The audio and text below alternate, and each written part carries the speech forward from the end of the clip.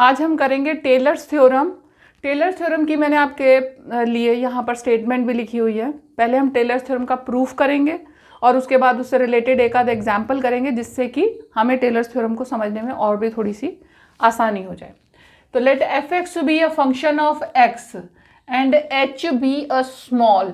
If function f(x plus h) is capable of being expanded in a convergent series of terms of positive integral powers of h, then this expansion is given by this. ठीक है, function है आपके पास में, f(x) कोई function है, उस function और एक h कोई स्मॉल क्वांटिटी है. ठीक है, अगर वो फंक्शन f(x plus h) हमने ले लिया कोई फंक्शन, और वो फंक्शन आपको एक्सपेंशन के केपेबल है, कन्वर्जेंट सीरीज में वो एक्सपैंड किया जा सकता है, तो उसके जो पॉजिटिव इंटीग्रल, उसकी जो वो है, जो एक्सपेंशन है वो क्या आएगी, पॉजिटिव इंटीग्रल पावर्स में आएगी, और वो ये एक्सपेंशन होगी f x plus H is equal to f x plus h f dash x plus h square upon 2 factorial f 2 dash x plus h plus h cube upon 3 factorial f 3 dash x plus h and so on. ठीक है, ये हमें चाहिए.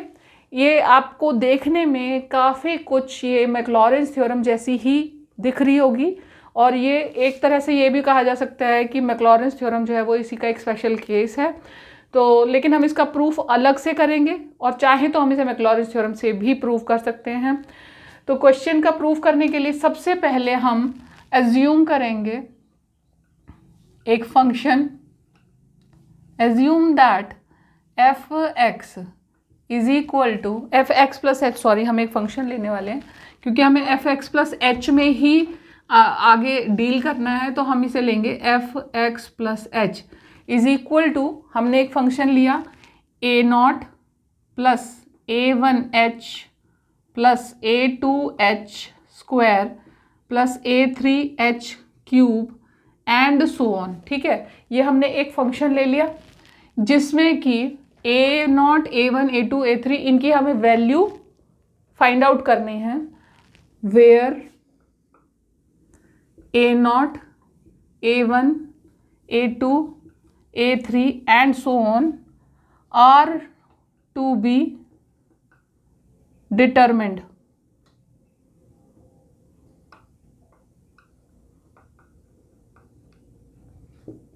Are to be determined. ठीक है, इन तीनों, इन सारे के सारे कॉन्स्टेंट्स की हम वैल्यू फाइंड आउट करेंगे.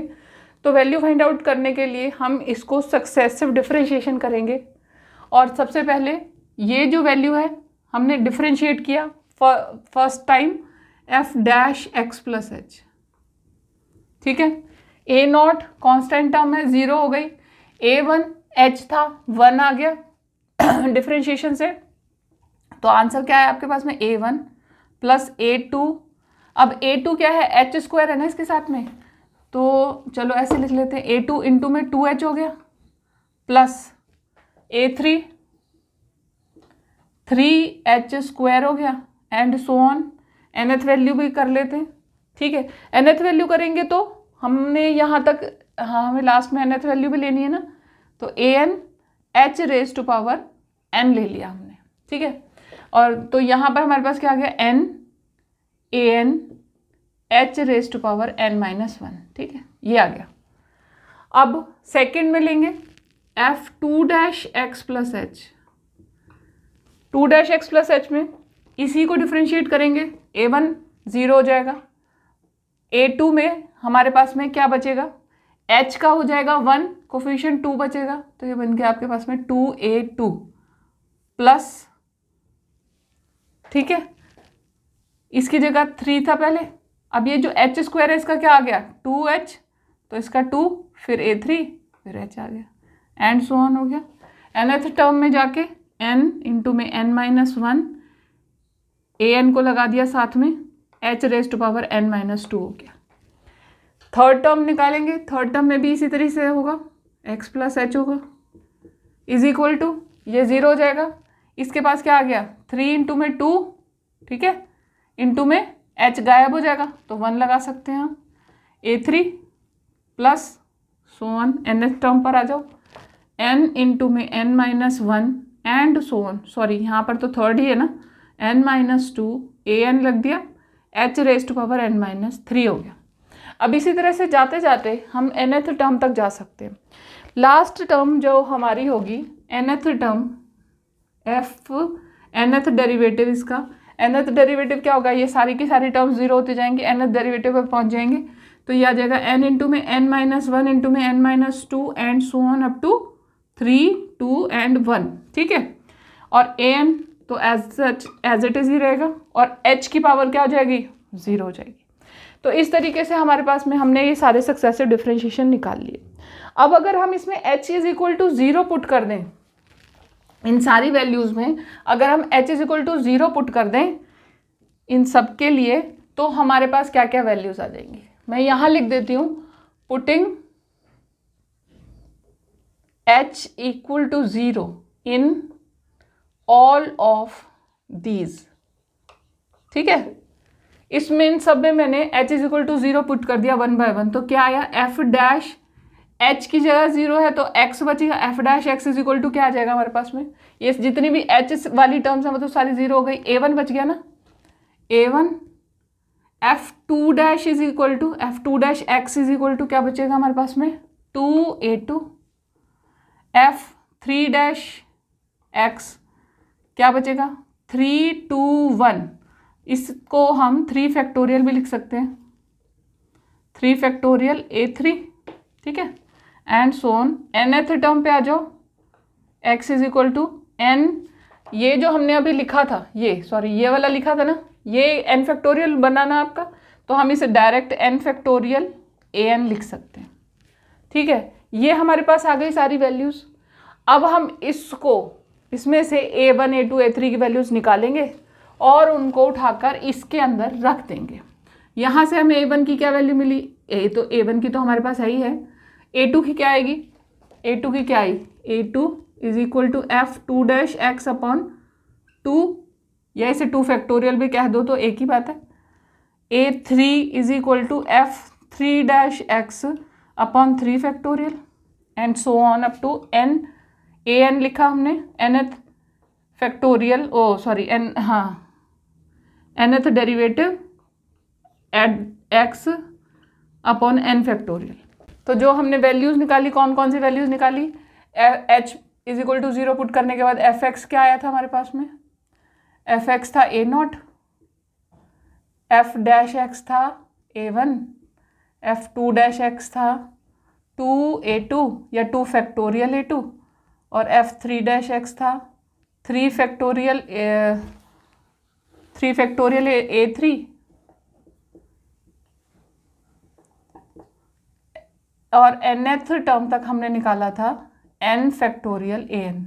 ये जितनी भी वैल्यूज़ हैं, ये सारी की सारी वैल्यूज़ हम इस इक्वेशन में पुट करेंगे, जो कि हमने स्टार्टिंग में फंक्शन लिया था, स्टार कर दिया हमने इसे।